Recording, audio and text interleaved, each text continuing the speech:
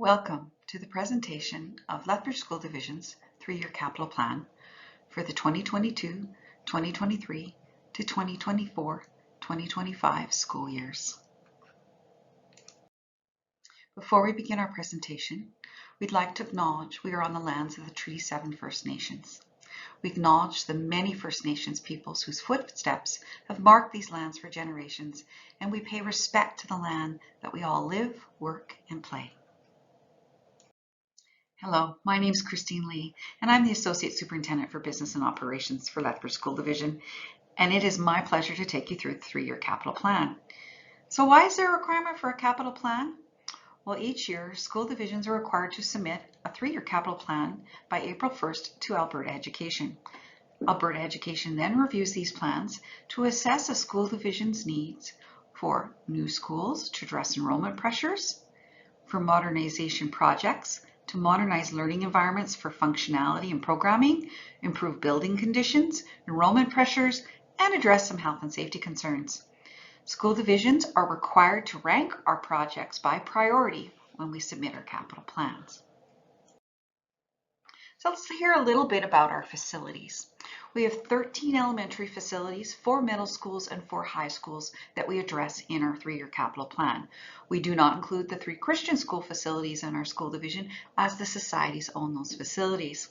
And to see from the chart some of the age of our own school facilities, we of course have our oldest school, which is 109 years old, at the bottom of that chart. About 11 of our schools are between 51 to 80 years old, and then we have about 14% of our schools that are over 30 years old. The chart on the right will show you the age distribution of the decades of our school opening.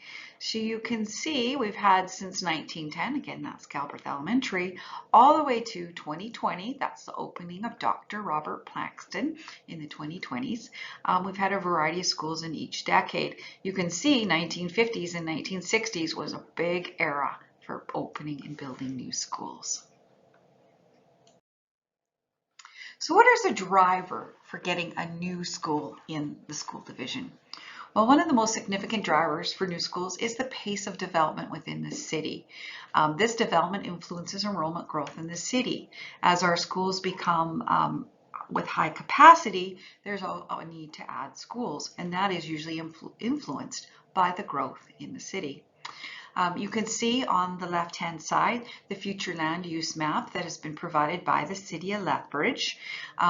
You can see that there's development in all sectors of the city, north, south, and west, as marked by the yellow areas in the diagram. But you can see the biggest area you'll see for future growth is in West Lethbridge.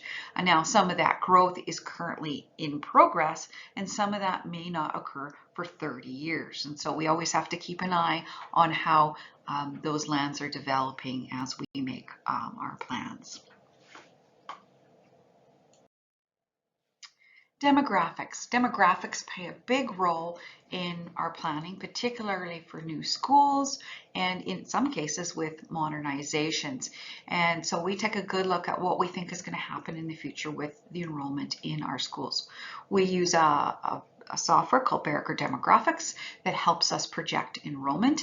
And due to COVID-19 in 2019, that has disrupted our regular growth pattern that we saw in Lethbridge School Division, as well as many other school divisions in the province, with parents keeping their kids home during that time. But we will gradually see an increase, but that has had an impact on our projections. Our projections are rather conservative because of that uncertainty. So you can see, well, we will grow in 2025 to about 12,700 students, and just general nice pace of growth in the city for our enrollment.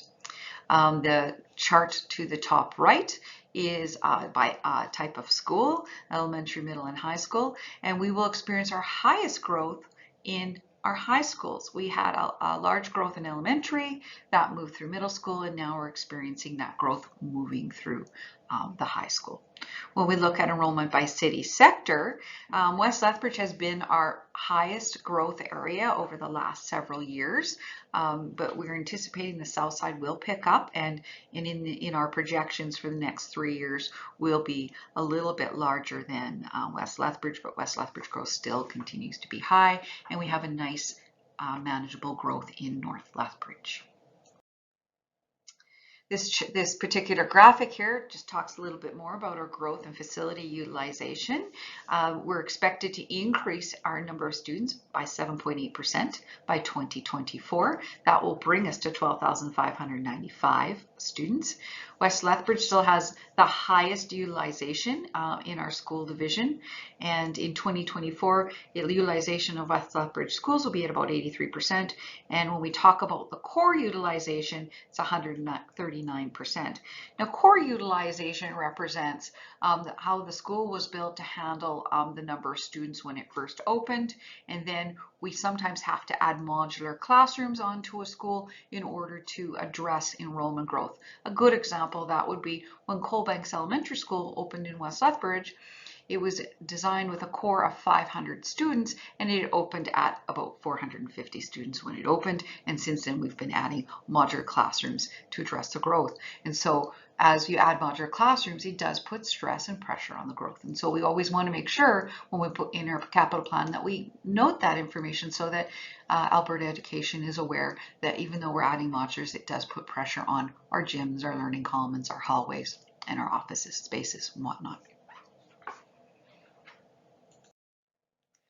So let's talk about our recent new school builds. Building schools is very exciting, and we've had a number built in the last few years. And I just want to talk a little bit about the process and the timing when we get new schools.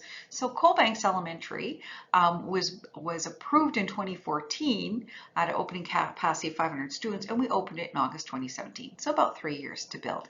The first year we put Coalbanks in our capital plan was 2006. So you can see there was 8 years from the time we've requested that school to the time we actually first received approval for that school.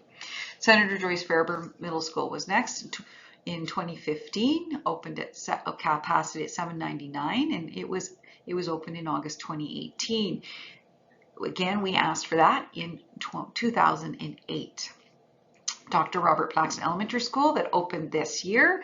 We started requesting that in 2008, and we received initial planning funds in 2017 and approval for construction in 2018, and that opened at 600 students.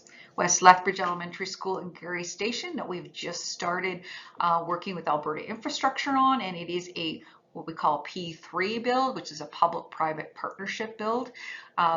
We were first requested that school in 2008. It was approved last spring, and it will open with 610 spaces with the approval to move with 12 modulars added to 900 students. So it's going to be built already for a core of 900 to address those 12 modulars that will eventually be added over the life cycle of that school.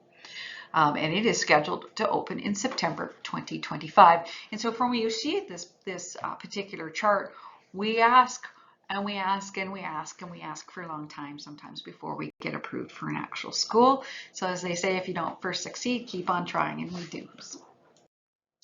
So what is our new school request in our capital plan?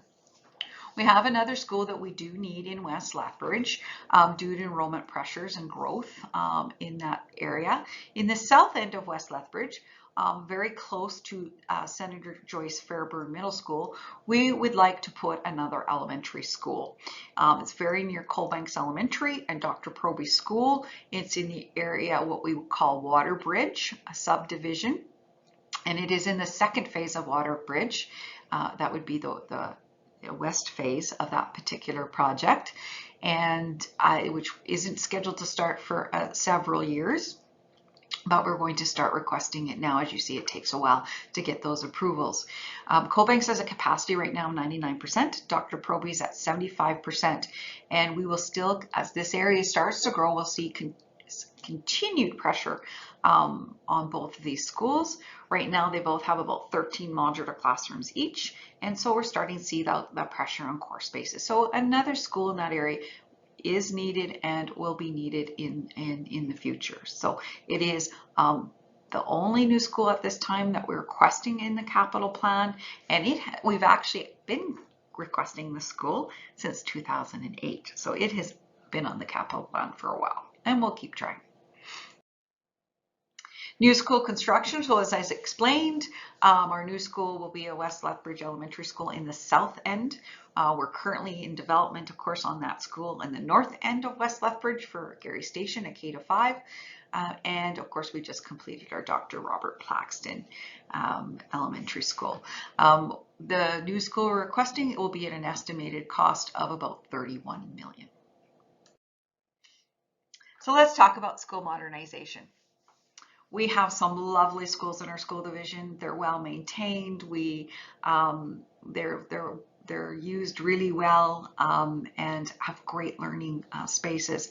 But sometimes they need an upgrade for things like health and safety, for the condition of the building, sometimes to address program delivery. Some of our schools built in the 1950s or even in 1910 require some spaces realigned to address today's modern learning environments.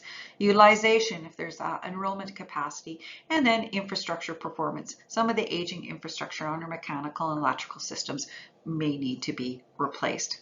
Galbraith is elementary school in the north side of Lethbridge, is 109 years old, and is the oldest school in our school division.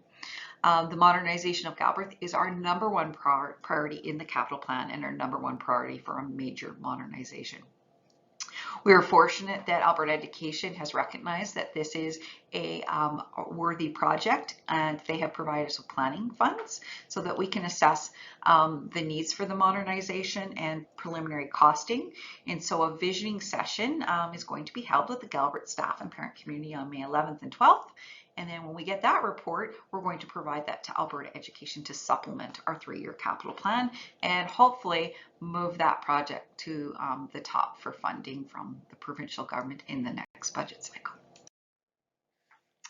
So we have both major and minor modernizations in our capital plan. Galbraith Elementary School is our major modernization because it just requires so much work in order to upgrade systems and upgrade the learning spaces.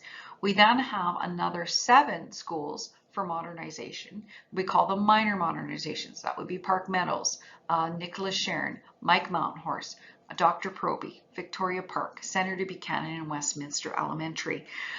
Those schools, we call them minor modernizations because we've been able to do some work on those schools throughout the year using infrastructure maintenance and renewal funding and capital maintenance and renewal funding. It doesn't mean that they don't need any further work, and that's why they're still on the plan. Particularly for updating some of the learning spaces, but we have done a lot of work on some of the mechanical systems, electrical systems, lighting, that sort of thing that we can do along the way to make things better for those schools and keep them well maintained. And so they stay on the list at this time. We always make sure that we're not throwing away money. So even though these schools may have had some work done, a good example, Senator Buchanan in Westminster, that had significant work done in the last couple of years. And while we're doing that work and spending money from IMR and CMR, we are actually keeping an eye on, if we were to do a modernization, that money would not be wasted. It would supplement and the work we've done supplements and complements the work that would be done in the modernization. So again, this is a list on this particular chart of our new construction modernization project requests in the priority that we're giving to Alberta Education. We estimate a cost on those particular projects, and we rank a year for which we'd like approval on those projects. And we list that, and that's part of our capital plan. So this concludes my brief presentation on the 3-year capital plan for Lethbridge School Division. If you'd like to know more, we have a 133-page document that you can access on the website. It has great information about our demographics, projections, about the schools, some of their enrollment and community profiles, and just a little bit more information of how and why we develop our capital plan. So I look forward to your reading our document, and I hope you have a great day. Thank you.